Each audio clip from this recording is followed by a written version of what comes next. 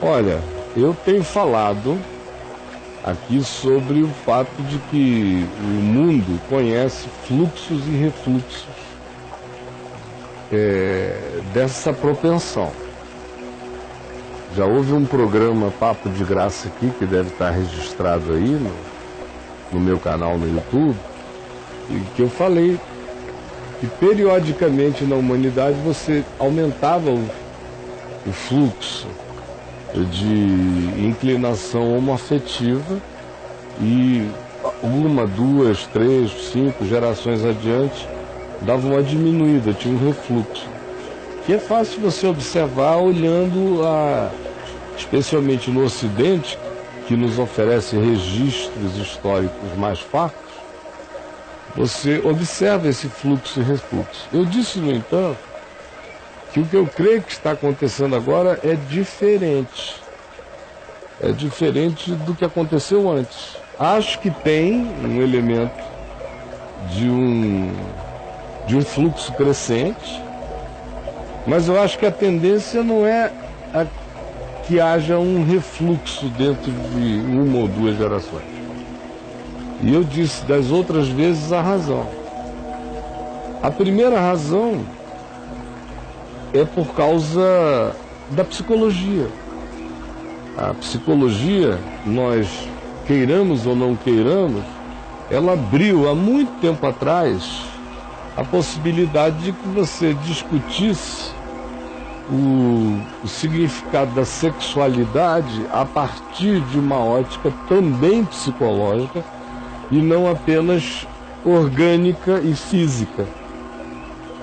Antes da psicologia, se tinha pinto, era macho, se tinha pepeca, era mulher.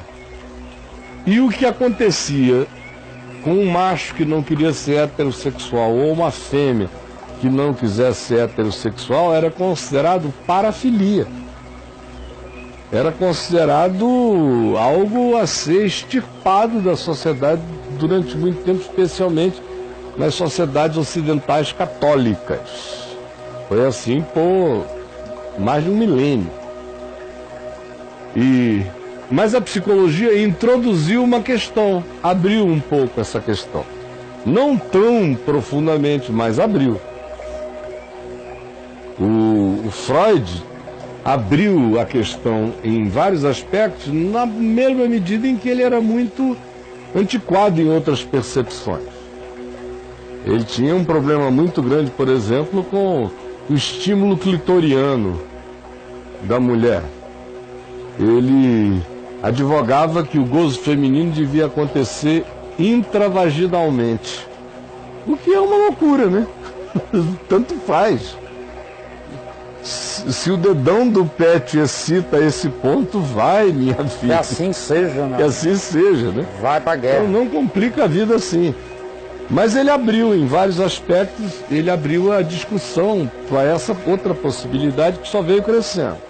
Então eu ponho na base daquilo que tende a fazer com que o fluxo atual seja contínuo ou muito mais extenso, a psicologia. Segundo lugar, a ciência genética, que deu saltos brutais nos últimos 10 anos.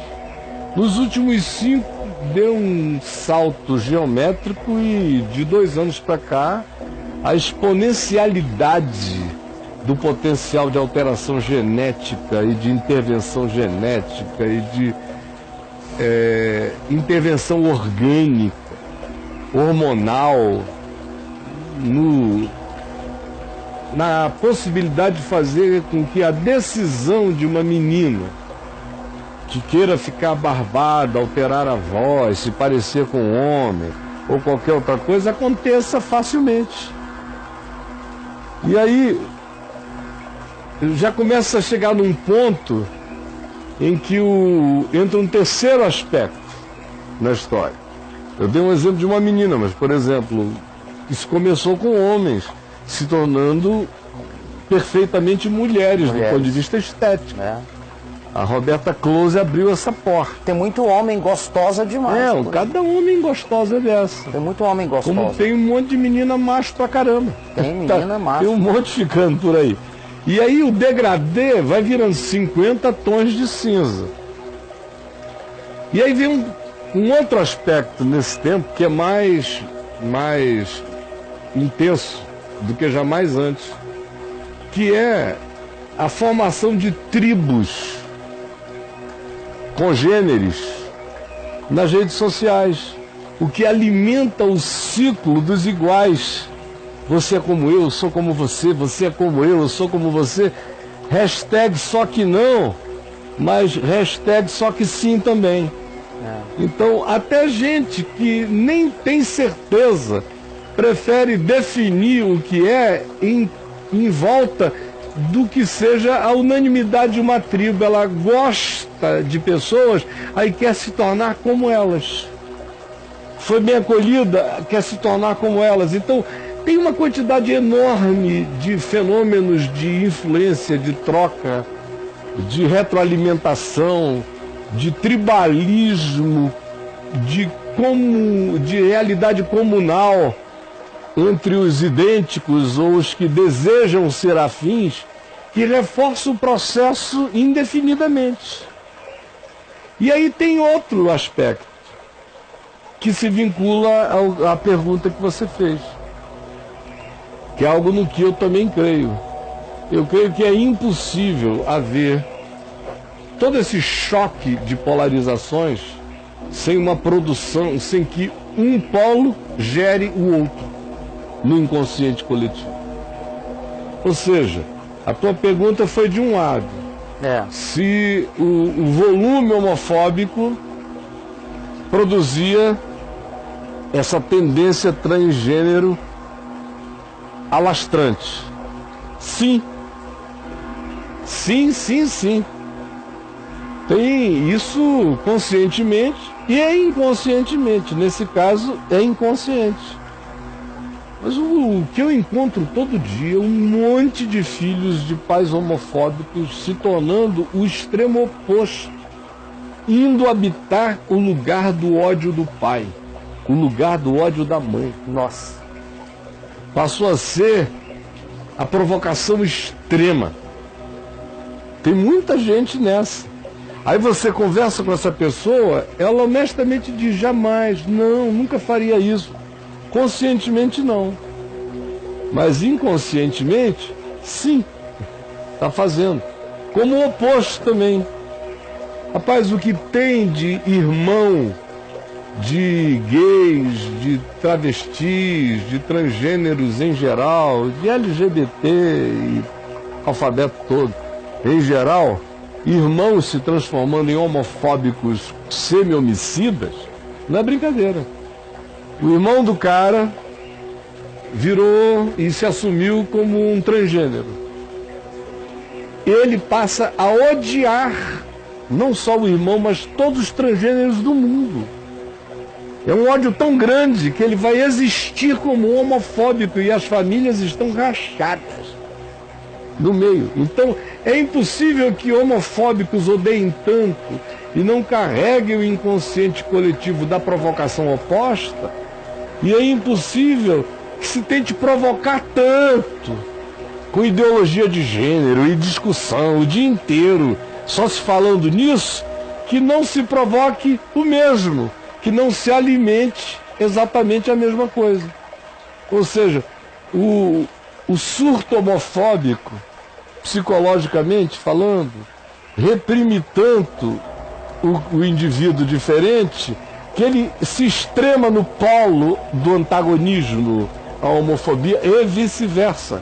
Ele, nesse polo de antagonismo, estimula profundamente a homofobia, de modo que os polos existem apenas para fazerem com que os seus antagonismos se fortaleçam e a guerra não cesse e as tendências se dilatem. De modo que eu olho para esse conjunto de coisas no tempo presente e lamento profundamente que essa seja uma guerra que esteja sendo estabelecida. E quanto mais se radicalize isso, mais os extremos aumentam. E mais se tem tudo o que se não quer. Que são esses polos. Que são esses polos. Esses polos são atômicos nas suas consequências. Tá. E o mundo não sobrevive a essas polarizações. A humanidade entra em processo autodestrutivo quando isso acontece. E qual a razão motivadora de cada polo, Caio, na sua opinião? Seria o outro polo? O outro polo. O outro polo. O outro polo. Você veja que há 10 anos atrás no Brasil não havia essa discussão. Bastou se introduzir a política de ideologia de gênero nas escolas e começou. Começou a crescer exponencialmente. Aí a introdução daquele polo, 10, 15 anos atrás, 14 anos atrás, de ideologia de gênero nas escolas, produziu uma homofobia paterna e familiar e religiosa brutal. Quanto mais ela cresceu de cá, mais ela inchou. O outro polo, que mais inchado exacerba o antagônico. É tão fácil de ver a engrenagem dessa perversidade. Enquanto isso, meninos e meninas que não são o que pensam que são, estão se tornando. E um monte de pais que deveriam e poderiam ser pessoas do amor, estão se tornando entes do ódio e do antagonismo. E politicamente tem malucos faturando no meio, que serão os reis do polo que ganhar.